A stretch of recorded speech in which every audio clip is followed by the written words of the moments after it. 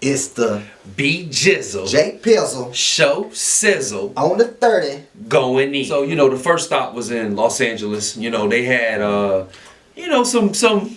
It was a lot of excitement, a lot of mixed crowd. Yeah, it was definitely a mixed crowd. Conor was obviously getting a lot more of the cheers, which was surprising. Yeah. But Floyd likes to play the villain role. That's what he's done ever since he fought De La Hoya in 07. So he's made a lot of money doing that. I like you're gonna do with this. So yeah, this is projected to be another big fight. They're just right now. It looks as though it's trending towards 4.6. million buys, which would set the record. Yes. You know what I mean? Yes. Which was set by Pacquiao Mayweather in 2015. So and there's two common denominators there.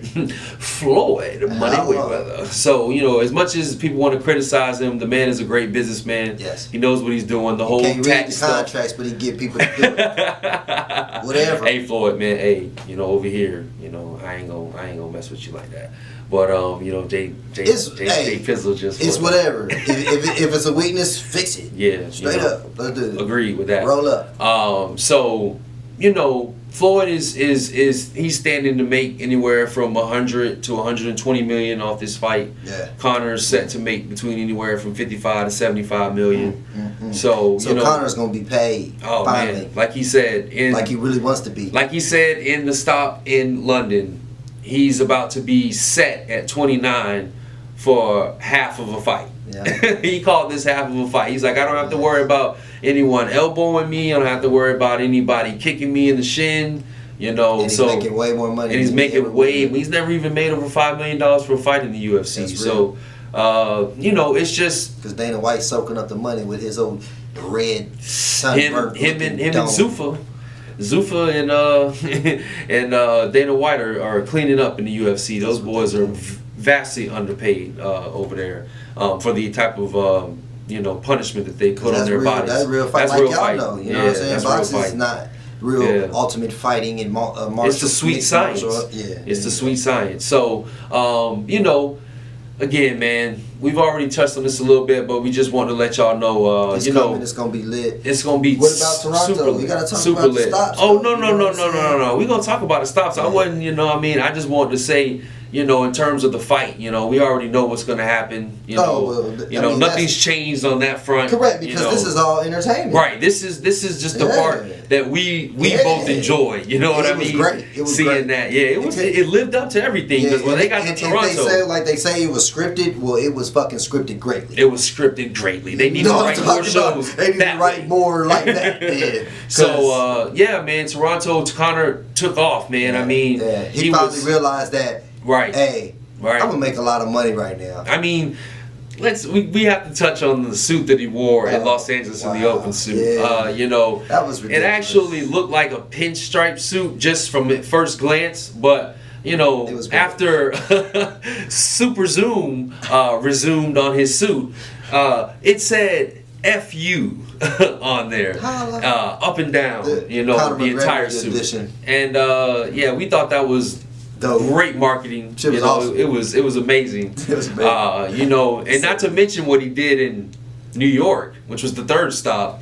When he went in here with the big polar bear jacket on, with no shirt up under it, in the linen slacks, man. I mean, the dude is very confident. He's very cocky. Yeah. He thinks he's gonna bounce Floyd's head off the mount. And then let's talk about when they got to London. And then he was on full tilt at that point because he was over there. More people, his people was in he was the over crowd. there in his country. Closer to his country, should I say. You know what I'm saying? And he actually had the nerve to put his hands on the champ's head, rub his head. Right on top of that noggin. It just I was very surprised by that. Floyd kept his composure though. Yeah. He knows that if he puts those hands on Conor right now, he can't get his 9-figure payday. You know what I'm saying? Correct. So you don't want no craziness, no craziness. Right. So it's just. That's why he shook it off. It's just time for him to go ahead and let it ride, and then he gonna take it out on him August 26th at the MGM T-Mobile Arena. And then after all that, you know what I'm saying? I'm going about my normal day, about my business, and then I hear this dude that got knocked out in sparring. Oh man. What? Yeah, by Chris Van Heerden. If this is real, is it real? Has it been confirmed? Because if it's been confirmed, you have all that you taught has been erased, deleted, backspaced. Yeah, there was a denial by both camps actually. Floyd denied it, and Conor's camp denied it. All right, so then we're gonna erase it then. Right.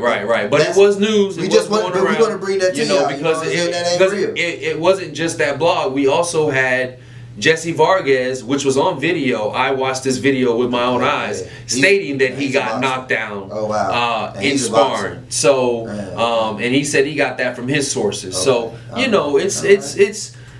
I mean, it's plausible though. Yeah. Conor is an amateur in boxing. You know, if he's in there with someone that has a high skill level, they can put their punches together good enough to put Conor down if they're not worried about what's coming back in return. That's real. Now that's the one variable in this fight. We don't know Conor's power with 10-ounce gloves on. We know what it is in 4-ounce fighting against guys that he can also elbow and choke and all this other stuff. Yeah, but I mean, the whole element is that it's not coming out of 3 or 4 because he's going to be tired. He's going to be going, and it's going to turn into a real clown show because he's going to be tired and it's going to be retarded. So I think Floyd is just going to go and do what he got to do. Yeah. You know what I'm saying? Because he's going to have to do it. But I think what Floyd's going to do is going to take him to the deep waters to around the 6th round. And then, it's rough. At that point, he's just going to be able to touch him up any way he wants, put him on, touch that body. You know what I'm saying? Put those sleeve right hands to the forehead. You know what I mean? Jerking his head back is gonna be good for everybody to see.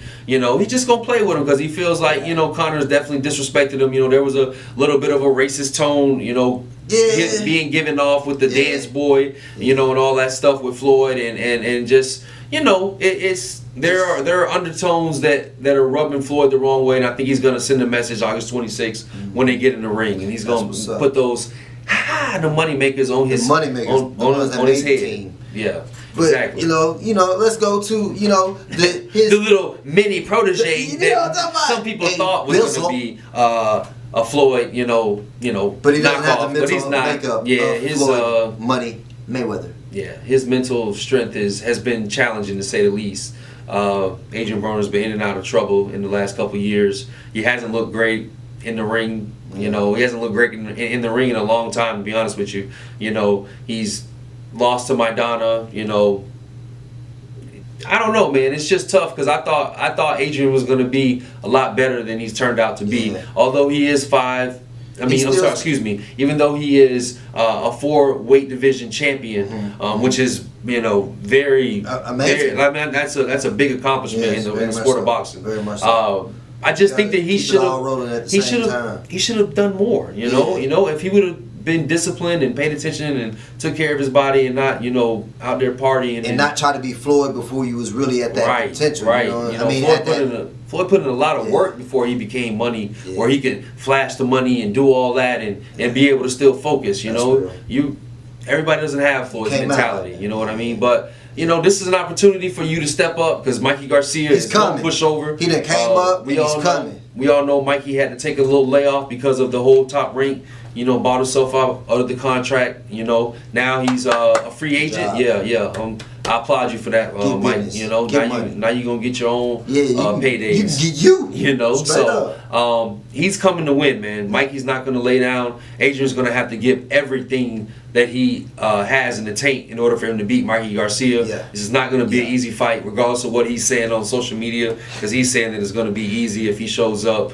But I don't think any fight that involves Mikey Garcia is going to be easy. So, he's I put my money on Garcia, by the way. Definitely got his brother Robert Garcia training him, who's a great trainer in his own right. So, it's going to be a great fight, man. You guys tune in, man. 9 o'clock showtime. July 29th. We're to reach the end zone on another dime.